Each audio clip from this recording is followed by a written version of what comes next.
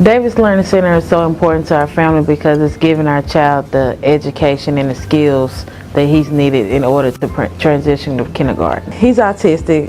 He was diagnosed last year, so one of my main things was him to be able to just cope in a normal environment.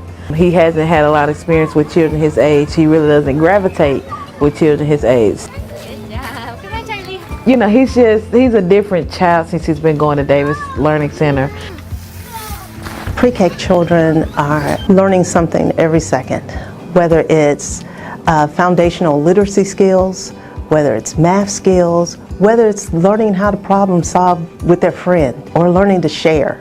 You know, we know birth through 5 is when the brain is developing at the rapid pace.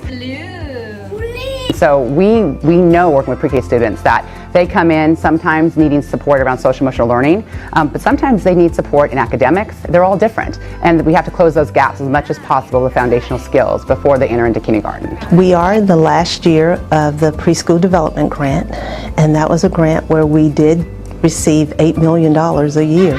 Through the preschool development grant, we were able to add 22 classrooms, and that's a total of 440 seats for families who did not have services of pre-K before the preschool development grant. Pulling this funding from this kind of schools would be a major crisis to families like myself.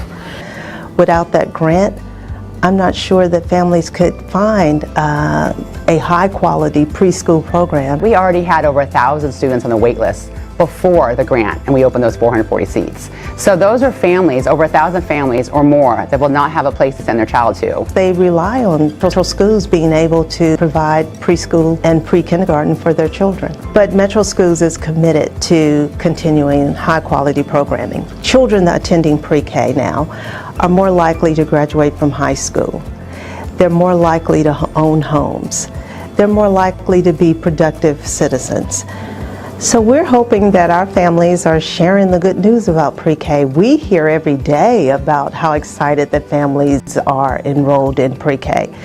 But we are hoping that our families will share the news to their leaders and to their councilmen and let people know how excited they are and how valuable pre-K has been to their family and to their child.